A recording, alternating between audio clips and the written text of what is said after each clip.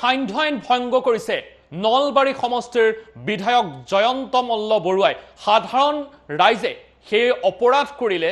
লাঠিচাৰ্জ হয় বিভিন্ন ধৰণৰ শাস্তি প্ৰদান কৰা হয় কিন্তু নিশা 12 বজাত জয়ন্ত মল্ল বৰুৱাই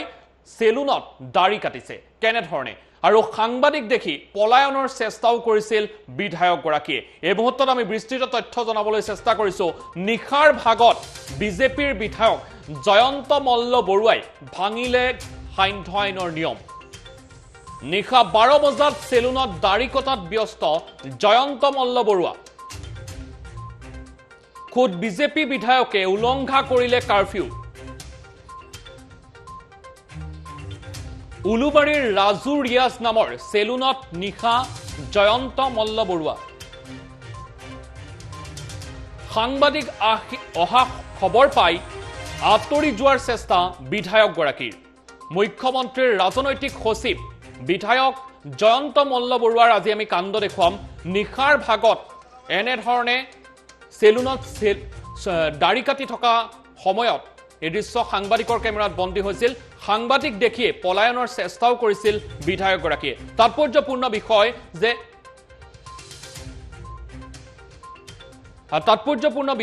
যে সাধাৰণ ৰাইজে যদি নিশা বিভিন্ন জৰুৰীকালীন কামতো যায় তেতিয়া হলে বিভিন্ন প্ৰশ্নবান কৰাৰ লগতে লাঠি চাৰ্জ কৰা পৰিলক্ষিত হৈছে কিন্তু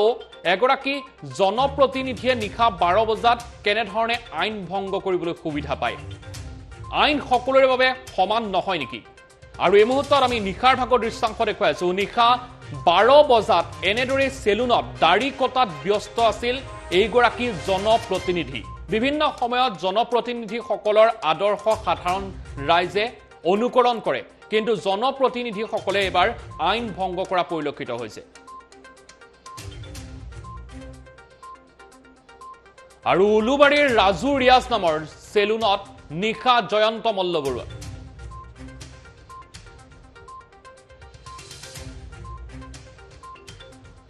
আৰু সান্ধ্য আইন চলি থকাৰ সময়তে কেনে ধৰণে জনপ্ৰতিনিধিয়ে আইন ভংগ কৰিবলৈ সুবিধা পাইছে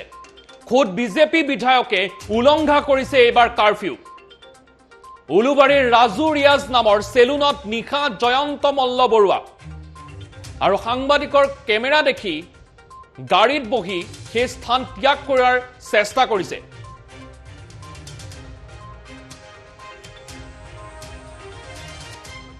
আৰু সাংবাদিকে যেতিয়া প্ৰশ্ন কৰিছিলে তেতিয়া কেনে ধৰণৰ প্ৰতিক্ৰিয়া ব্যক্ত কৰিছিল এই মুহূৰ্তত আমি দেখুৱাব বিচাৰিছো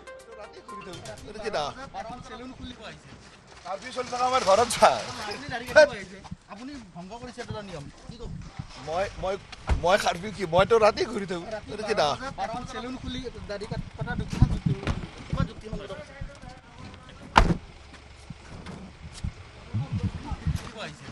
কাৰফিউ চলি থকা আমাৰ ঘৰত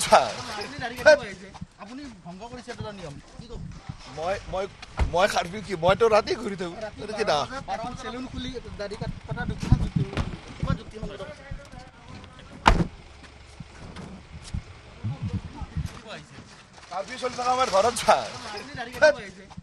সেলুনত দাড়ি কটাত ব্যস্ত আছিল জয়ন্ত মল্ল বৰুৱা কোনো ধৰণৰ ৰাজহুৱা কামত ব্যস্ত নাছিল কোনো ধৰণৰ সামাজিক কামত ব্যস্ত নাছিল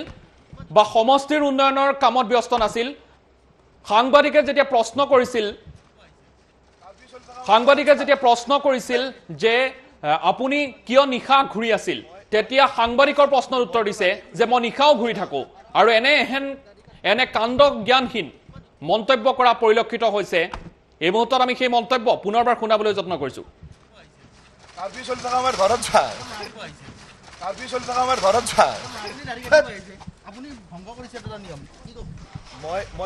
মই খাৰফিউ কি মই তো ৰাতি ঘূৰি থাকো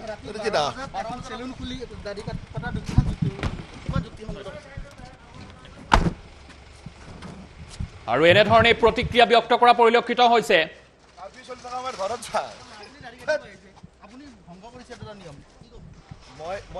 মই খাৰফিউ কি মই তো ৰাতি ঘূৰি থাকো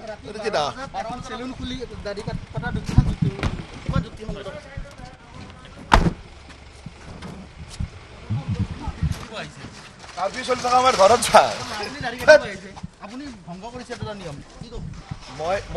মই খাৰপিও কি মইতো ৰাতি ঘূৰি থাকো এইটো কি না চেলুন খুলি দাড়ি কটা কিমান যুক্তি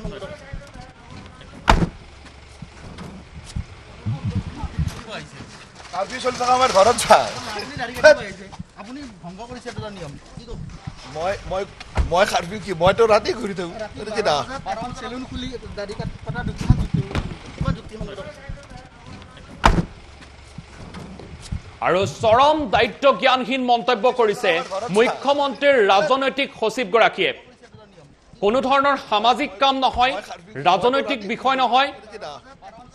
তেখেতে নিজৰ কামত ব্যস্ত হৈ আছিল। যিহেতু দিনৰ 12 বজালৈকে দোকান প্ৰতিষ্ঠান খোলা থাকে, তাৰ পিছৰ সময়ছোৱাত তেখেতে কাৰফিউ ভংগ কৰি এনেধৰণে আধা দোকান খুলি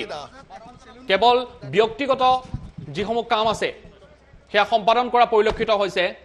এই মুহূৰ্তত আমি সেই খবৰ জনাই আছো, বিজেপিৰ বিধায়ক জয়ন্ত মল্ল বৰুৱাই ভাঙিলে সান্ধ্য আইনৰ নিয়ম। নিশা 12 বজাত চেলুনত দাড়ি কটাত ব্যস্ত আছিল জয়ন্ত মল্ল বৰুৱাই। তাৎপৰ্যপূৰ্ণ বিষয় যে সাংবাদিকে যেতিয়া প্ৰশ্ন কৰিছিল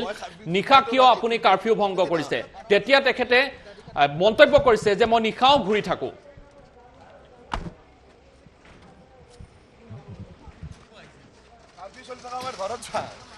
আৰু সাংবাদিকৰ যেতিয়া কেমেৰা দেখিছিল তেতিয়া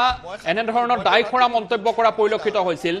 আৰু কি কামত ব্যস্ত হৈ আছিল, এই মুহূৰ্তত আমি চেলুনখনৰ যি কৰ্মচাৰী আছে সেই কৰ্মচাৰীৰ মন্তব্য শুনাব বিচাৰিছো।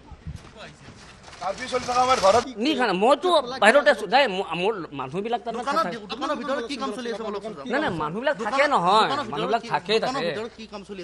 নাই, তাৰ মানে কি বহুতৰ থকা জেগা নাথাকে নহয়, মানুহবিলাক বহুতে শুৱে তাতে থাকে, এনেকা ষ্টাফবিলাক শুৱে নাথাকে, ক'ত থাকিব থাকে শুৱে ষ্টাফবিলাক ক'ত মইতো এইবিলাক যাই আছো মানে আপোনালোক যাওক না, মই কেনেকৈ জনাম? আৰে এইটো মাৰে কি মোক তাৰ ওচৰত কি আছে, মোক কি কিবা কাম চাই কৰা দেখা পাইছা নেকি? মইতো কিবা কাম চাম কৰা নাই ন, মই আমাৰ মানুহবিলাক ভিতৰত থাকিব পাৰে ন, থকা জেগা নাই মানে ষ্টাফবিলাক। এইটো আৰু দোকানৰ ভিতৰত তোমাক আৰু বন্ধ দোকান তুমি কিয় কেনেকৈ সোমাবা? আৰে ভাই মানুহ থাকে চাকে আহে যায়, কিয় আহিছে এইবিলাকতো ইমান হেৰি কৰিব নালাগে ন। মানুহ আহে যায়, দোকান আছে আহিব যাব আৰু কোনো ডাঙৰ কথা নহয়। মানে আমাৰ ষ্টাফবিলাক ক'ত থাকিব আৰু এতিয়া বহুতেতো যোৱা নাই ন গাঁও চাগে নাই। চাওক এটা কথা কৈছো, দোকান পোহাৰ বন্ধ থাকে, কিন্তু মানুহবিলাক ভিতৰত থাকে না নাই? থকা জেগা নাই নহয়, মানুহবিলাক থাকে না নাই? আৰে বহুতৰ থকা চাকা জেগা নাই, খোৱা জেগা নাই, কি কৰিব তাত থাকে থাকে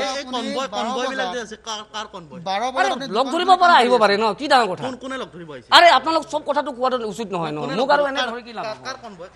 আৰে যাৰে হওক আপুনি তাৰ মোক সুধি কি লাভ হ'ব? কিয় আহে মানুহ, কিয় আহিছে, চব বস্তু কিয় বেলেগ? আপুনি মোক ঘৰত ডাইৰেক্ট সোমাই যাব নেকি বন্ধ থাকিলে? সেইটো নহয় ন, যুদ্ধবস্তিৰ কথা নহয় ন এইটো। নাই নাই, এইটো বেয়া কথা, এইটো যুদ্ধবস্তি কি কৰিছে, কিয় আহিছে আপোনালোক ক'ব কৰাটো মোৰ এই নহয়, এইবিলাক আপোনালোক এইটো ভাল নহয়, এইটো ভাল নহয়।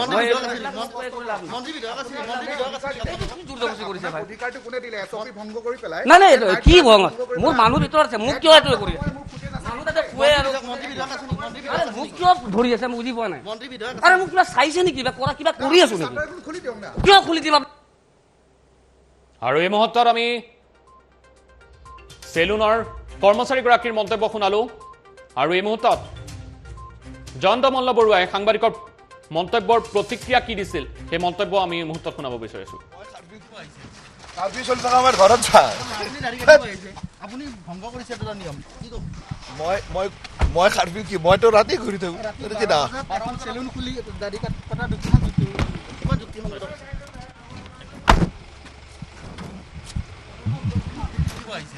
কাৰ্ফিউ চলি থকা আমাৰ ঘৰত চাই আপুনি ভংগ কৰিছে এটা নিয়ম কি ক'ব মই খাৰপিও কি মইতো ৰাতি ঘূৰি থাকো এইটো কি না চেলুন খুলি দাড়ি কটা কিমান যুক্তি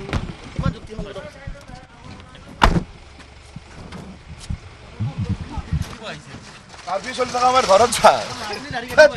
আপুনি ভংগ কৰিছে এটা নিয়ম কি ক'ব মই খাৰপিও কি মইতো ৰাতি ঘূৰি থাকো এইটো কি না চেলুন খুলি দাড়ি কটা কিমান যুক্তি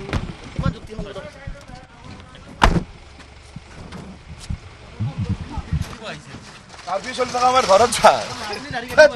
আপুনি ভংগ কৰিছে এটা নিয়ম কি ক'ব মই খাৰপিও কি মইতো ৰাতি ঘূৰি থাকো এইটো কি না চেলুন খুলি দাড়ি কটা কিমান যুক্তি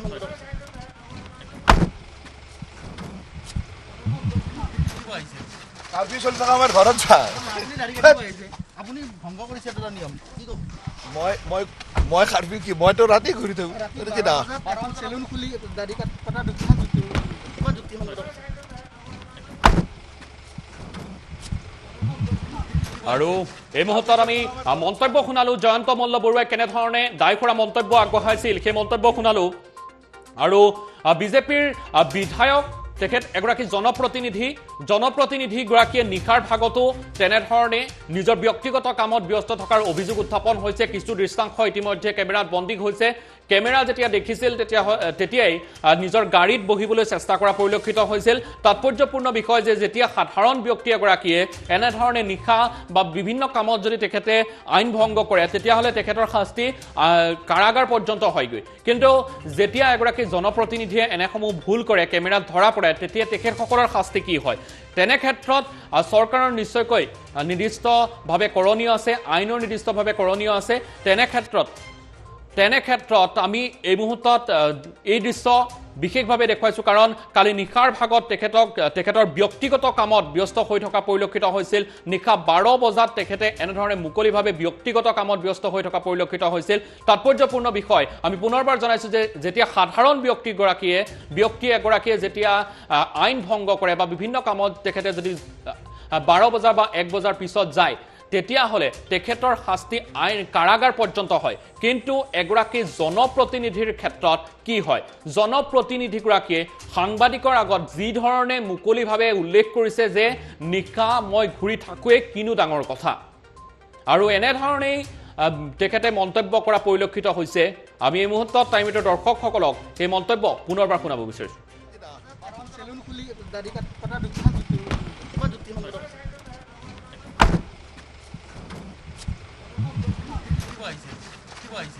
কাৰ্ফিউ চলি থকা আমাৰ ঘৰত যায় আপুনি দাড়ি কাটিব আহিছে আপুনি ভংগ কৰিছে এটা নিয়ম কি ক'ব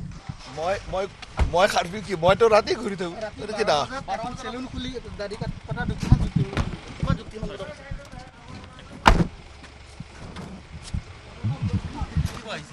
কাৰ্ফিউ চলি থকা আমাৰ ঘৰত যায় আপুনি দাড়ি কাটিব আহিছে আপুনি ভংগ কৰিছে এটা নিয়ম কি ক'ব মই কাৰ্ফিউ কি মইতো ৰাতি ঘূৰি থাকোঁ এইটো কি না এখন চেলুন খুলি দাড়ি কটা কিমান যুক্তিসংগত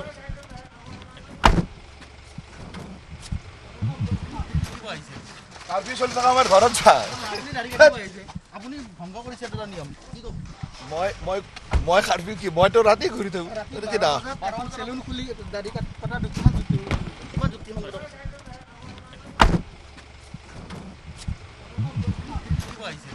কাৰ্ফিউ চলি থকা আমাৰ ঘৰত যায় আপুনি দাড়ি কাটিব আহিছে আপুনি ভংগ কৰিছে এটা নিয়ম কি ক'ব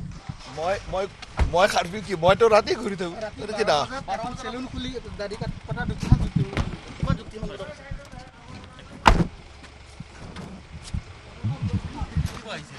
কাৰ্ফিউ চলি থকা আমাৰ ঘৰত যায় আপুনি দাড়ি কাটিব আহিছে আপুনি ভংগ কৰিছে এটা নিয়ম কি ক'ব মই